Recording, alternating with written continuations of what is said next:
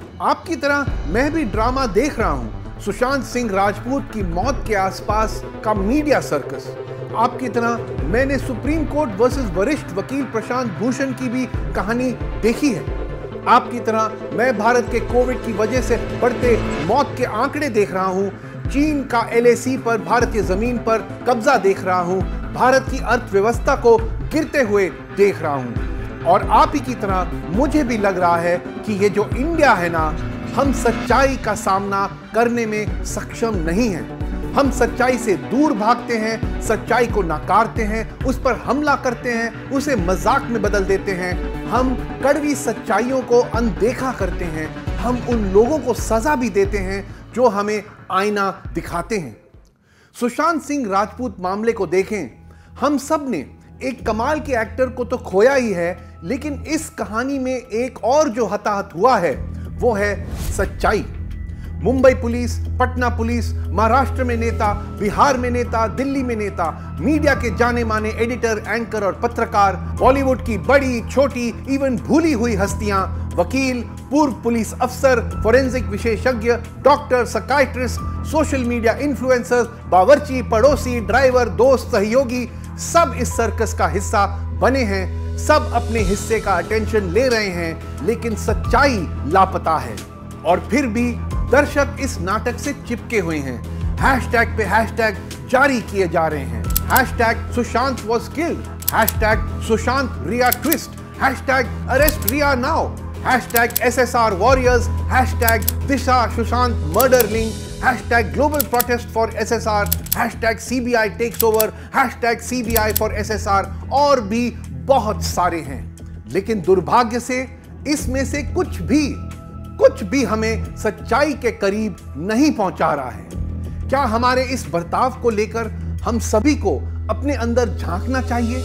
हां, लेकिन क्या हम ऐसा करेंगे? नहीं। और क्या आपको याद है 14 जून को सुशांत के डेथ के एक दिन बाद क्या हुआ था?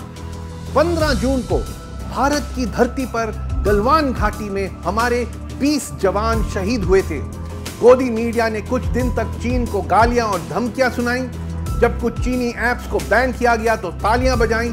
लेकिन आज भी सच्चाई क्या है कि अब भी LAC पर, पैंगोंग लेक और डेप्सांग में भारतीय जमीन पर चाइनीज कब्जा बना हुआ है।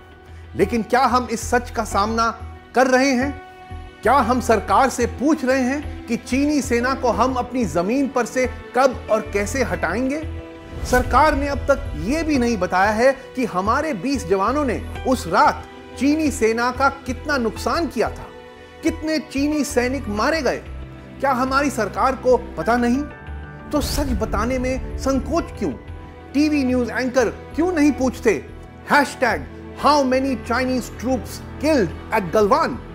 फॉर द रिकॉर्ड ये भी नोट करें, 14 जून को भारत में 3,30,000 कोरोना केस थे।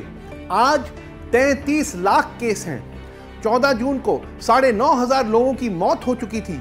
आज 60,000 लोग कोरोना की वजह से मर चुके हैं। 800 से ज्यादा भारतीय रोज मर रहे हैं। दुनिया में रोज सबसे ज्यादा लोग इंडिया में मर रहे हैं। क्या हम जानते हैं क्यों? सबसे ज्यादा मौतें इंडिया में क्यों? क्या हमारी सरकार हमें बता रही है? नहीं। क्या देश के स्वास्थ्य मंत्री इन सभी सवालों का जवाब देने के लिए कभी सामने आए हैं? क्या हम में से ज्यादातर लोग जानते भी हैं कि भारत का स्वास्थ्य मंत्री है कौन? ये प्रश्न हमें परेशान क्यों नहीं करते? या फिर एक बार, क्या हम ये सच्चाई भी जानना नहीं चाहते? इसी तरह अर्थव्यवस्था, देश की इकोनॉमी, अंतर्राष्ट्रीय मुद्रा कोष या IMF का कहना है कि भारत की अर्थव्यवस्था 2020 में 4.5% से गिर सकती है, जो भारत के पूरे इतिहास में, पूरी हिस्ट्री में इकोनॉमी के लिए अब तक का सबसे खराब साल होगा। मार्च और अप्रैल के बीच 12.2 करोड़ देशवासियों ने अपनी नौकरियां खोई हैं। यानी फ्रांस की पूरी पॉपुलेशन को डबल करेंगे उतने लोग। हम सब किसी ना किसी को जानते हैं जिनका बिजनेस खराब हुआ है, या जिसकी नौकरी चली गई है, या जिसकी सैलरी में कटौती हुई है। लेकिन क्या सरकार हमें बता रही है कि अर्थव्यवस्था को फिर से चालू करने के लिए, सबसे ज्यादा आहत लोगों को मदद करने के लिए, नौकरियां पैदा करने के लिए, देश में खरीद की मांग पैदा करने के लिए क्या किया जा रहा है? क्या मीडिया बार बार यह सवाल पूछ रहा है? निश्चित रूप से हमारा ज्यादातर सरोकार रोजगार के सवालों से होना चाहिए, ना कि कंगना रनौत के ताजा ट्वीट से। वैसे देखा जाए तो कंगना की सबसे हालिया धारणा यह है कि भारत में जाति व्यवस्था अब मायने नहीं रखती, जातिगत अत्याचार अब बहुत ही कम लोग करते हैं। तो यहां कंगना के 8.5 लाख से ज्यादा ट्विटर फॉलोअर्स के लिए एक तथ्य, 2018 में भारत में 42,800 जाति से जुड़े हुए अपराध हुए। यह सरकारी डेटा है। अपने बारे में एक और कड़वी सच्चाई जिसे हम सालों से नजरअंदाज करते आए हैं और आज भी नकारते हैं। ऐसे ही कुछ सवाल आज हमारी न्यायपालिका के सामने भी हैं।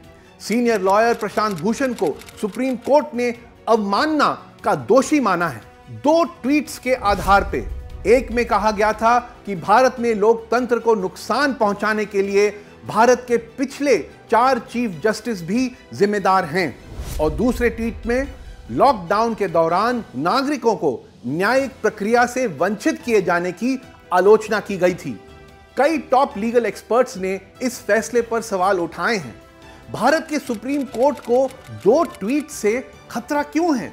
क्या सुप्रीम कोर्ट आलोचना से ऊपर है? सुप्रीम कोर्ट को आईना दिखाने वाले किसी व्यक्ति को मित्र के रूप में क्यों नहीं देखा जा सकता? एक विरोधी के रूप में ही क्यों देखा जा रहा है? क्या आलोचना सिर्फ दुश्मन करते हैं, दोस्त नहीं? ये जो इंडिया है ना, इसे सच को हमेशा गले लगाना चाहिए। वो सच चाहे जितना भी कड़वा हो, क्योंकि सही मायने में यही लोकतांत्रिक देश को परिभाषित करता है।